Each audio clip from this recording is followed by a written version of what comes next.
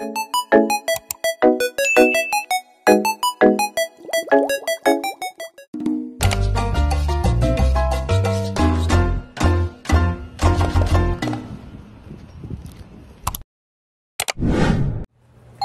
my beautiful people. Happy Monday. And as you can see, my hair is a bit brighter compared to the last time. And then my roots is also a bit brighter. And meron lang onting difference kasi mas lighter yung color ng area na to than this root part. Kasi nga, meron pa tayong bright color, diba, last time. But yeah, enough with that. Ayun, I changed my hair color yesterday. And bakit ako may pula na naman dito? Oh my gosh. But yeah, anyways. So, and as you can see, I have a new eyeglass right now.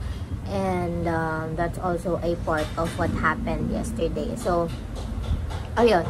Kakatapos ko lang mag-lunch and kukwentuhan ko kayo kung anong nangyari kahapon. Nagpunta kami ng Carriedo yesterday and 3 of us, mom, dad, and me, got their specs yesterday. And then, yeah, that's what we did yesterday. And also pala, yung hair color ko na to is kulay din ng buhok ni mama, kulay din ng buhok ni papa. So, ayun, hindi ko alam kung matutuwa ba ako doon or hindi. kasi nakakaloka. Si Papa, lagi talaga siyang nagba-black na color ng hair. And nakakapanibago lang na gantong ka-light yung color ng hair niya. And hindi naman siya ganto ka kasing puti ko. Hindi siya ganto kaputian. Pero ayun, huwag na natin siyang pigilan sa mga bagay na nakakapagpasaya sa kanya ngayon. Kasi, ayun, bago nga sa kanya na mag-color ng ganito ka-light na hair. And, ayun, hayaan na lang natin siyang i-live ang kanyang ang life. Ayan, so, ayun, papakita ko sa inyo yung mga clips na kinuha ko yesterday kung saan kami nagpagawa ng eyeglasses. And yung eyeglasses ni father ay i-deliver mamayang gabi pa kasi yung kanya is customized. Kasi nga medyo medyo mataas na yung grado and everything. So, ayan, mamaya pa siya i-deliver mamayang gabi. And yung sa amin, dalawa ni mama, is nakuha lang namin within an hour. So, ayun, panoorin nyo muna yung mga ganap yesterday and I'll see you guys later!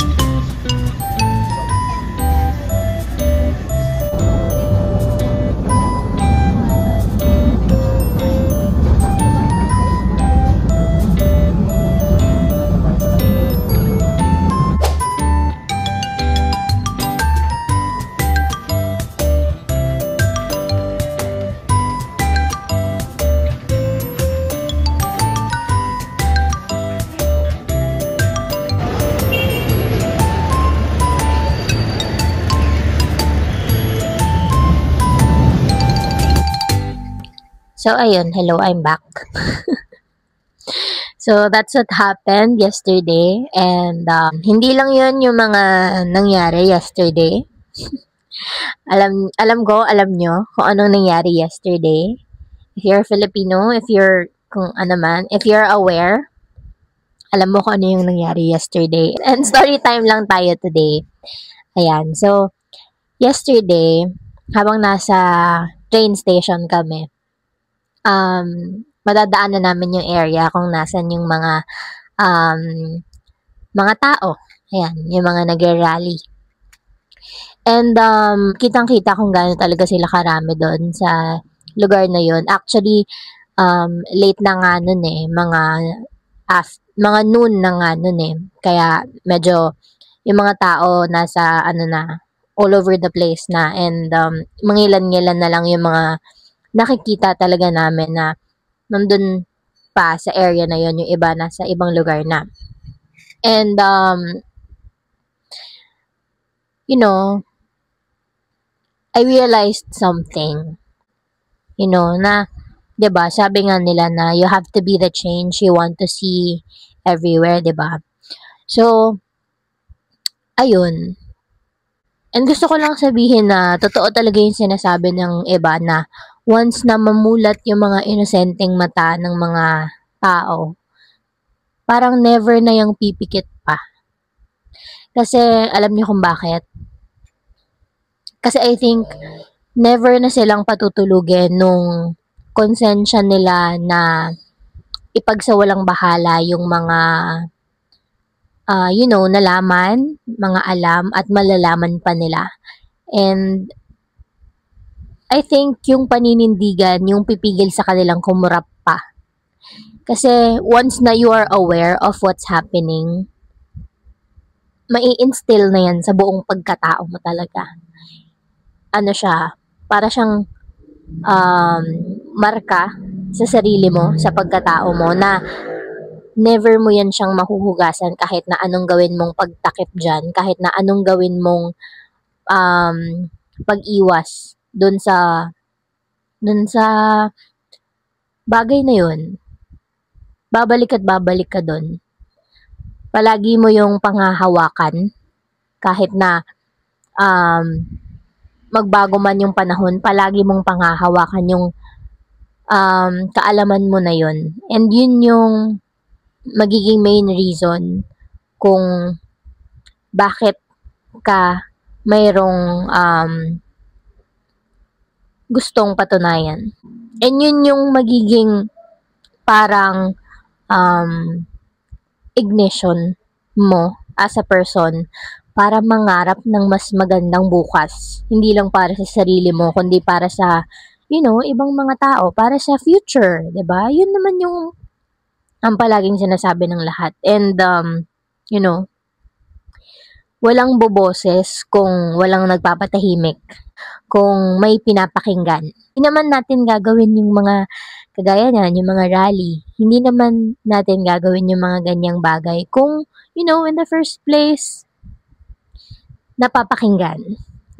Napapakinggan tayo. And panahon na talaga ngayon para na, magsalita na, kasi what I'm seeing is yung mga tao na yan na binobosesa natin is yung mga taong nirespeto natin, yung mga taong pinaniwalaan natin one time in our lives na, na inasahan nating magsasalba sa atin sa laylayan. But, yung mga taong yun, hindi lang nila dinisrespeto yung tungkulin nila, yung pangalan nila, yung responsibilidad nila, yung kapangyarihan nila, kundi dinisrespeto din nila yung mga taong sumuporta sa kanila para, makuha nila kung ano man yung meron sila ngayon. And ang nakakasad kasi ang ironic, 'di ba? Parang ang unfair talaga ng mundo eh. Parang hindi na rin natin alam kung anong gagawin natin eh. Kasi may mga tao pa rin talaga na na matutulog sa masarap na higaan, malambot na kama, naka-aircon, kampante, secured ang bahay, walang tumutulo sa bubong, and kung ano mong luxury na meron sila. Tapos, sobrang himbing ng tulog nila every day, every night. Tapos, may mga taong, sobrang opposite ng buhay from them. And to think na yung mga tao na yun, yung mga taong sobrang sarap ng tulog, sobrang himbing ng tulog, and walang wino-worry sa buhay. Yun yung mga taong nakangiti sa atin nung mga nagdaang araw. Yun yung mga nangako sa atin. And then, sila yung unang-unang tataliwas dun sa mga pangako nila sa atin. And, kung iisipin mo, ganun kasarap yung tulog mo, ganun din kalaki yung nanakaw mong pera. Parang mapapaisip ka na lang talaga as a person ha, kasi yung iba nag-uugaling hayop. Pero ayun, mapapaisip ka na lang talaga na paano naaatim ng mga tao yung mga ganong bagay, yung mga ganong gawain. Na yun, makakapag-isip ka talaga na merong mga tao pa rin talagang ganon yung thinking sa buhay. And, hindi ko alam kung nakakalungkot siya or pero nakaka-worry siya kasi hindi ganon kaliit yung nawala. Hindi siya 500 pesos, hindi siya 1,000, 100, hindi siya 5 piso, billion siya eh. Kung kailangan mo ng visualization kung gaano kalaki yung billion, i-search mo. Alamin mo kung gaano kalaki yun. And, yung billion na yun, marami pa siyang mga possibilities na pwedeng ikaunlad ng, ng everyone, ng lahat. Pero, ayun, yung mga billion na yun, nagiging luxury cars, nagiging mga mansion, nagiging mga magagarang lifestyle ng mga pamilya nila. And, ang unfair. Ang unfair lang nun kasi 'di ba? Ayun, sila komportable sila sa bahay nila. Tapos yung mga normal na taong nakikipagsapalaran sa buhay, nakikipagbakbakan sa araw-araw na buhay, gigising sila ng sobrang aga para lang magtrabaho. Yung iba, 'di ba, maghahanap pa ng kalakal para lang may maibenta ng umaga, ng hapon, ganyan.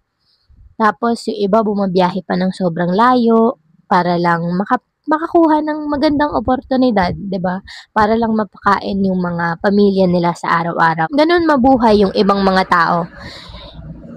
Pero yung mga ibang tao naman dyan, kompleto yung tulog, ganyan, may mga mag-aasikaso pa sa kanila, may mga, alam mo yung sobrang ibang-iba sa mga lifestyle ng mga normal na tao sa mundo. And, sabi nga nila, diba, the Filipinos are the most resilient people. Parang sa buong mundo ata yun. And, I'm going to say thank you for that title. Maraming salamat sa pag-acknowledge ng kakayahan namin na maghanap ng silver lining sa lahat ng bagay. Pero, ang gusto ko lang ding sabihin na hindi naman kami resilient talaga. Ang nangyari lang talaga is, nasanay kami. Nasanay kami sa baluktot na sistema. Nasanay kami sa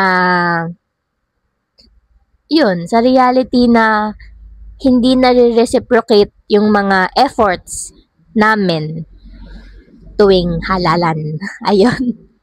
Hindi na-reciprocate yung mga efforts na ginawa ng mga tao para mapunta yung mga ganong klaseng tao sa kung anumang pwestong meron sila ngayon. So, ayun, back to the topic, yung rally. 'Di ba sabi ko kanina, sinasabi nila na you have to be the change that you wanna see in the world. So, ayun, 'di ba nag-color ako ng hair? So, ayun, masingit ko lang, 'di ba nag-color ako ng hair? Tapos, na-realize ko doon na if you really want to see something na mag-change or maging different, kailangan mong maging bold. Kailangan mong mag-take ng risk. And kailangan mong gumawa ng bagay na mababago yun. Mababago yung bagay na gusto mong baguhin. Kailangan mong kumilos. Kailangan mong magsalita. Kailangan mong bumoses. Kailangan mong magpakita. Kailangan mong maging present. And para siyang meron ako ditong notes eh. Ayan. Napin ko lang. Ayan. Para siyang yung pagkakat lang ng hair natin sa bahay natin, 'di ba? At the first part, nakakatakot siya gawin kasi hindi mo alam kung maganda ba yung magiging kakalabasan. Hindi mo alam kung magiging maayos ba yung itsura mo after doing that. Pero kung gusto mong makakita ng pagbabago sa itsura mo, kailangan mong mag-cut ng hindi lang dulo yung puputulin mo. Kailangan mong mag-cut drastically. And you have to be brave para mag-commit ng ganong action, ng ganong risk. Kasi if palagi na lang tayong matatakot, like sa paggupit ng hair, 'di ba? Kung sobrang takot kang pumangit yung itsura mo, puputulin mo lang yung dulo na parang walang nangyari. Parang parang nagpikit mata ka lang doon sa nangyari. So, ayun. You just have to be brave para ma-achieve mo yung change na hinahanap mo. And isa rin sa na-realize ko na hindi natin kailangan matakot na i-cut yung hair natin from time to time. Kung maging pangit man yung kalabasan, kung maging decent man yan, kung maging maganda, walang kaso yun. Walang kaso yung magiging end result ng pagputol natin sa hair natin. Kasi, yun naman yung point, 'di ba? Gusto nating gumawa ng bago.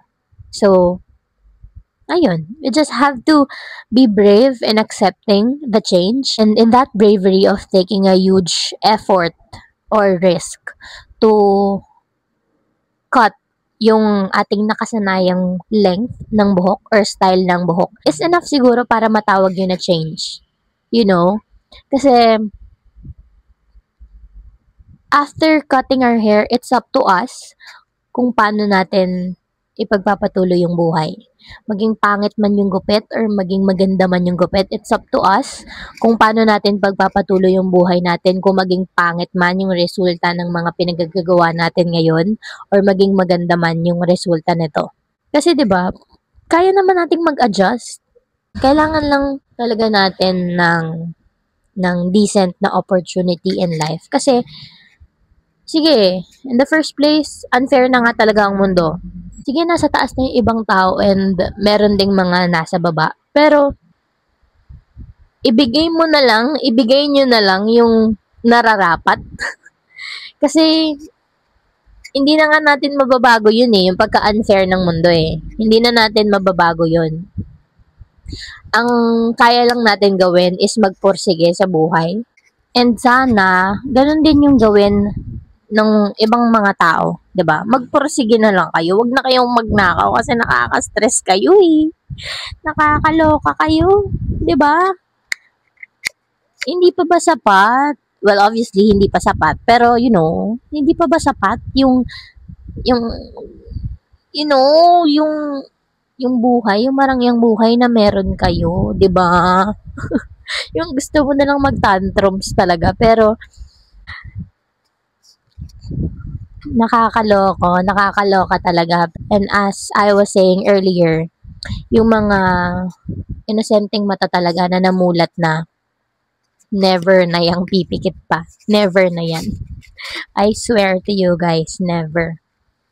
And as you can see from what's happening right now, 'di ba? Nagigising na ang Pilipinas simula Batanes hanggang Hulo. Nagigising na ang bawat sambayan ng Pilipino, 'di ba? Kaya kung hindi ka pa galit ngayon, kung hindi ka pa aware, kung hindi ka pa nanggagalaiti ngayon, bakit? Bakit hindi mo pa nararamdaman yung mga yon? Kasi hindi na excuse yung pagiging sorry for the term pero hindi na excuse yung pagiging mangmang kasi the whole generation right now is very na sila socially aware. Laganap na ang internet, laganap na ang social media, ayan ganyan. So hindi mo na pwedeng irason na ay hindi ko narinig, ay hindi ako aware, ganyan. Hindi ko nabalitaan, ganyan. Girl, bakit ganyan ka? Hindi yan reason. Sa school, may possibility na ma-open yung topic na yan. Sa community nyo, maaaring may mga taong mahilig manood ng balita at naririnig nyo nakikipagchismisan lang dyan sa labas. And girl, pwede kang mag-search online. May Google, may kung anumang search engine ang meron ka dyan. Ang bilis lang nating mag-type, mag-search, mag-click. Ang bilis lang mag-generate. AI nga, ang bilis mag-generate, 'di ba? So, ayun, magbasa ka ng news, magbasa ka ng article, magbasa ka ng kung ano-ano man. Kung ayaw mong magbasa, makinig ka ng podcast, makinig ka ng kahit ano. Kasi, yung pagiging mangmang girl, hindi yan nakaka-on trend. Yung pagiging nonchalant, so over the na yan. Sobrang past na yung nonchalant era na yan. Ang era ngayon is woke era. Yun na yung era natin today. Unfair na nga ang mundo, 'di ba? So, 'di ba? Why not ibigay nyo na? Bakit kinukuha nyo pa kasi? Pero ayun, 'di ba? Nanghihingi na nga lang tayo eh. Pero 'di ba? Hindi na nga dapat kasi tayo nang nagpapaawa, hindi na nga dapat tayo gumagawa ng mga gantong bagay kasi in the first place, sa atin naman kasi talaga 'yun, 'di ba? Hindi naman kasi sa kanila 'yun, sa atin 'yun in the first place. Bakit ba kailangan natin gumawa ng ganito? 'Di ba? Ang daming questions, ang daming mga tumatakbo sa isip. Pero huwag kang matakot na mag-voice out. Well, ako personally, wala na akong pakialam sa kung paano man to i-take ng mga manonood or ng mga makakapanood na kakilala ko, ganyan. Wala na akong pake kung paano nila to i-take. Kasi, girl, kung hindi ka pa nag-worry, kung hindi ka pa nababahala sa mga nangyayari ngayon, actually matagal nang may mga gantong nangyayari. And kung hanggang ngayon hindi ka pa nababahala, isa ka na rin dun sa kanila. Kasi nagpipikit mata ka sa mga gantong sistema. And, nasanay ka na sa gantong sistema ng buhay na palagi na lang isang kahig, isang tuka, 'di ba? Na kahit na gaano ka pa magsumikap, hindi ka makakakuha ng ilang mga luxury cars. Hindi ka magkakaroon ng ilang story na mansion. Hindi ka magkakaroon ng sariling pool sa bahay. Hindi ka magkakaroon ng sariling automatic gate sa bahay. Hindi ka magkakaroon ng simpleng, komportableng higaan sa bahay. 'Di ba? Kasi what we are doing right now is such a huge change. Ito na yung simula ng mga bagay-bagay. And sobrang laking effort na to para makamit natin yung inaasam-asam natin na better future for our next generation, 'di ba? Ano palagi yung iisipin na yung mga efforts natin ngayon is hindi naman yan mapuput to waste, 'di ba? Sabi ko nga kanina na maging pangit or maganda man yung kalabasan ng gupit natin sa buhok natin kasi 'di ba? Flexible ang bawat isa sa atin and walang pakiyan. Kaya niyang mag-adjust. Kaya nating mag-adjust sa kahit anumang sitwasyon ng buhay. Pero, ngayon, nakagawa tayo ng step 1. nakagawa tayo ng malaking movement. And I do believe na itong movement na to um, is great enough para, 'di ba, ma-ignite yung pagbabago na gusto nating maasam. And gusto ko lang ding sabihin na never underestimate the power of people. Huwag mong i-underestimate kahit isang tao man yan. Kasi hindi mo alam kung anong kaya niyang gawin. 'Di ba? Isa pa nga lang, hindi mo alam kung anong kaya niyang gawin. What if pa kung magsama-sama yan all together, 'di ba? Hindi mo alam kung anong kaya nating gawin ng magkakasama. Kaya ayan, yung mga efforts natin today, I'm pretty sure na magiging worth it din to lahat. Wala namang pagbabago na madali. Sa una, mahirap talaga yan. Pero as long as na lumalaban tayo ng patas, lumalaban tayo ng tama, mananaig yung tama. Tandaan yan, guys. I'm proud of us. I'm proud of myself for voicing out, and I'm proud of so many people out there na nagpapakita ng kakayanan, nagpapakita ng katapangan para labanan yung baluktot na sistema. Hindi lang dito sa atin sa Pilipinas, pati na rin sa buong mundo. Alam kong hindi lang sa Pilipinas ito nangyayari. And ayun, hinahangad ko lang ang safety ng lahat, and time is the ultimate truth teller. I'm telling you guys. And ayun, today din guys, meron din tayong bagyo, and I hope na you guys are safe. Kung nasan man kayong lupalop ng mundo, I hope you guys are safe. Kasi, ayan, ngayon, laganap na naman yung mga resulta ng mga pinagagawa ng mga gahaman na taong yan. So, ayun, nagigising na yung iba, and I hope na dumidilat ka na rin ngayon. Huwag ka nang patulog-tulog sa pansitan, 'di ba? And hindi ko talaga alam. Feeling ko epekto to ng Yakult. Pero ayun, 'di ba? Yun yung video natin today. Hindi ko alam kung naging educational to. Hindi ko alam kung may natutunan kayo dito. Pero ako kasi, may natututunan ako every day. Nagumigising ako sa araw-araw. And, i-remind ko lang kayo ulit sa common knowledge ng lahat. Huwag muna kayong hihiling ng mga birthday wishes nyo. Ipa-prioritize natin yung birthday wish ni Miss Cara David. Siya ang ating top priority. Yung birthday wish niya ang ating top priority. Kaya, ayun. If you really wanna see change, be the change that you want to see in the world. So, ayun guys. Yun lang yung ating video today. Again, priority ang birthday wish ni Miss Cara David. Okay, bye.